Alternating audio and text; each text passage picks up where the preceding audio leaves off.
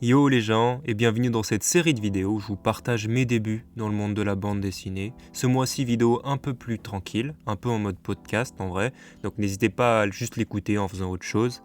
En gros, pour vous donner un peu de contexte, je devais normalement finir mon livre, ma toute première BD Sable perdu pour fin mars, et je dois vous avouer que je suis encore assez loin d'avoir fini, et du coup je peux clairement pas me permettre de perdre du temps à faire de la vidéo, du montage, etc. Mais j'étais assez fier et content d'avoir lancé cette impulsion en début d'année concernant cette chaîne, et j'aimerais bien continuer à garder ce rythme, de sortir malgré tout une fois par mois un truc, et du coup j'ai réfléchi à qu'est-ce que je pouvais faire avec peu de temps, et ouais, genre juste une vidéo où je vous raconte des bails sans la pression de la caméra et tout, je me suis dit que ça devait pas être trop complexe à faire, et en vrai voilà, c'est aussi intéressant pour moi de tester des formats un peu différents à chaque fois, donc voilà, on est parti. Du coup, pour vous parler un peu de ma BD, comme je l'ai dit avant, normalement mon rendu était pour fin mars. Et là, j'ai genre la moitié des planches qui sont terminées. Autant dire qu'il reste encore pas mal de taf. J'ai environ 50 pages terminées sur 100.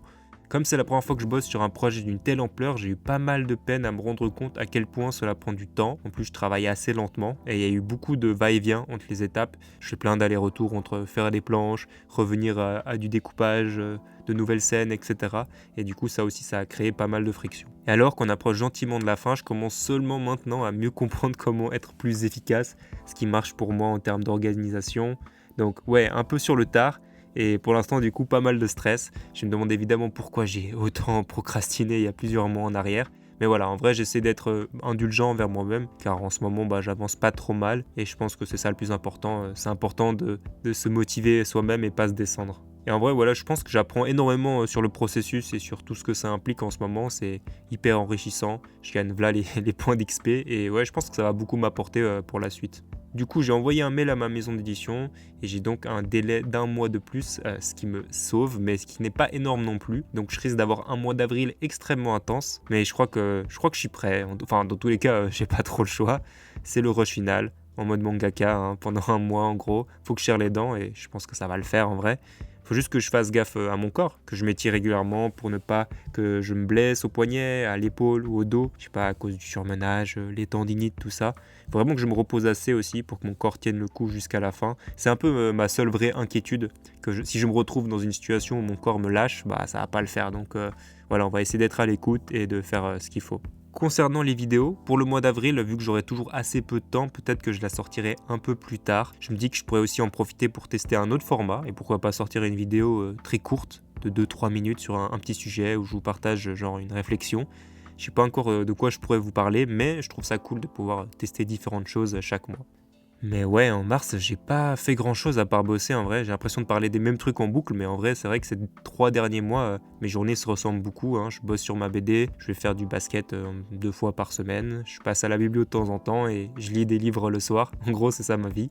Un peu de montage aussi. Ah oui, en fait, justement, le truc cool que j'ai fait en mars, c'est qu'on a enregistré 2 nouveaux épisodes d'Allocase, notre podcast qui parle de bande dessinée. Et à chaque fois, c'est un plaisir de rencontrer des auteurs et des autrices, de pouvoir discuter de leurs projets, de leur parcours. Et ouais, moi, ça me fait juste trop du bien de voir juste d'autres êtres humains et de partager un petit moment de discussion. D'ailleurs, on a sorti notre 3e épisode avec en invité Melissa Oscool, avec qui on a parlé de son livre Le Dernier Pétale de Rose. Donc n'hésitez pas à aller écouter ça si ça vous intéresse. Voilà, je crois que j'ai envie de faire mon petit récap culturel. C'est vrai qu'en vidéo facecam, j'ai toujours peur que cette rubrique prenne trop de temps et qu'à chaque fois, ça n'intéresse pas les gens. Mais bon, là, je sais qu'en audio, je sais pas, j'ai l'impression que je peux me permettre de passer plus de temps dessus. Voilà, on peut prendre le temps. J'ai vu quelques films, dont le film Crows Zero, tiré du manga Crows, dont je vous avais parlé dans la précédente vidéo. Et franchement, c'était assez cool, assez décomplexé et plutôt marrant à voir. Ça fait que se foutre des patates pendant 1h30. Franchement, l'énergie est assez proche du manga en plus. Sinon, j'ai récemment recommencé à revoir des animés. Ça faisait plusieurs années que j'en regardais beaucoup moins. Et donc ouais, j'en ai vu pas mal d'assez cool dernièrement. Par exemple, The Summer Hikari Died. À la base, ça m'avait attiré parce qu'il parle en Kansai Ben dans la série, le dialecte qu'on parle dans la région du Kansai, pour lequel j'ai beaucoup d'affection. Et au final, j'ai été agréablement surpris par la qualité de la réal, qui est très inspirée. On a des plans subjectifs, des plans un peu méta, des intégrations de plans tournés en live, etc. Franchement, c'était très clean. En gros, ça parle de deuil, d'événements surnaturels et paranormaux dans un petit village. Voilà, je vous recommande la série, elle est très très cool. Sinon, j'ai suivi la nouvelle saison de Jujutsu Kaisen, assez classique. Je suis pas forcément un grand fan de l'univers ou de l'histoire, mais c'est toujours sympa de voir des shonen, surtout quand la production est qualitative. J'ai rattrapé mon retard sur Free Run et j'ai vu le premier épisode de Steel Ball Run, 7ème partie de JoJo's Bizarre Adventure. Et surtout, énorme coup de cœur pour la série City The Animation, adaptation du manga City de Keiichi Arai, auteur du manga Nichijou, pour ceux qui connaissent. Et j'ai vraiment adoré. C'est coloré, dynamique, hyper drôle. J'avais juste le smile en regardant ça et j'ai vraiment rigolé tout seul plusieurs fois devant mon écran. Le style est simple mais c'est super bien animé. Tu ressens la passion des animateurs, les voix des persos sont incroyables. L'opening et l'ending donnent une pêche de zinzin. Franchement, ça m'a trop parlé, ça m'a donné envie de voir mes potes, de partager des choses ensemble, de profiter de la vie. Non, vraiment, ça m'a fait un bien fou.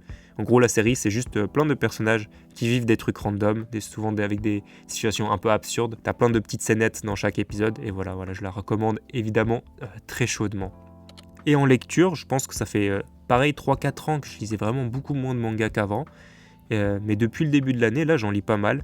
Comme j'ai pas beaucoup de temps, je pense que c'est aussi plus rapide d'emprunter plein de tomes d'une série d'un coup quand je vais à la biblio. Et j'ai surtout relu des séries dont j'avais déjà lu les premiers tomes à l'époque, mais dont je m'étais arrêté. Et du coup, j'en ai profité pour les relire depuis le début. J'ai lu les 15 premiers tomes de La Voix du Tablier. J'avais lu, je crois, 1 ou 2 tomes à leur sortie, que j'avais trouvé marrant, mais sans plus. Et vraiment, c'est en les enchaînant que je me suis surpris à souffler du nez et même rire à haute voix plusieurs fois. Il y a vraiment des chapitres très drôles, donc c'est juste l'histoire d'un yakuza qui devient homme au foyer, et ça crée plein de quiproquos et de scènes marrantes. Franchement, c'est de la bonne cam, je vous recommande. J'ai aussi lu le manga Parasite. J'avais regardé son adaptation animée à sa sortie et j'avais lu les premiers tomes du manga, mais je n'avais jamais lu toute l'histoire en entier. Et vraiment, quelle masterclass, comme on dit. C'est toujours aussi actuel dans ces thématiques, ça fait cogiter. C'est vraiment archi bien. C'est l'histoire d'une invasion de parasites mangeurs d'hommes qui prennent possession d'humains pour se cacher dans la société.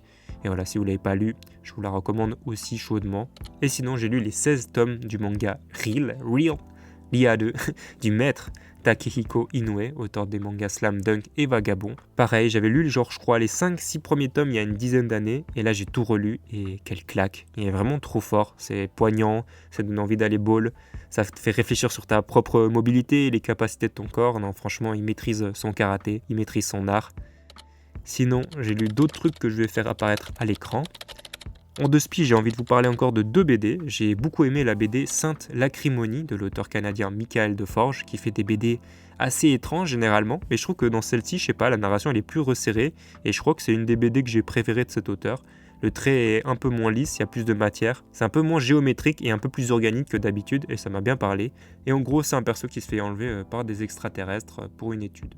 Sinon, une autre BD d'un autre auteur canadien, c'est Les Herbes Sauvages de l'auteur Adam de Souza, qui narre la fugue de jeunes adolescents. C'était super bien aussi. J'ai beaucoup aimé le dessin qui m'a l'air d'être de la plume, en tout cas ce qui donne un trait particulièrement vibrant et vivant, avec une seule couleur en aplat, ce qui fait grave ressortir la ligne. Et je sens que c'est 2 œuvres qui m'ont nourri artistiquement, en tout cas visuellement. Et voilà pour l'archivage et les recours culturels qui ont été assez longues. Sur ce, merci pour votre écoute. Franchement, j'ai aucune idée de ce que ça va donner. J'espère que c'était quand même vite fait intéressant. Et en vrai, je le fais surtout pour WAM aussi. J'aime assez bien ce côté journal. Ça me permet de prendre un peu de recul sur ma life. Voilà, si vous êtes resté jusque-là, je ne peux que vous conseiller, vous encourager à entreprendre les projets qui vous tiennent à cœur. Faites en sorte de rester constant, mais ne vous mettez surtout pas de pression pour le résultat. Faites juste les choses, l'important c'est de les faire. Donc voilà, force pour vos projets. Prenez soin de vous et de vos proches. Et j'espère que la prochaine fois que vous verrez ma tête ou que vous entendrez ma voix, je serai proche d'avoir fini ma BD. Et on se dit à la revoyure.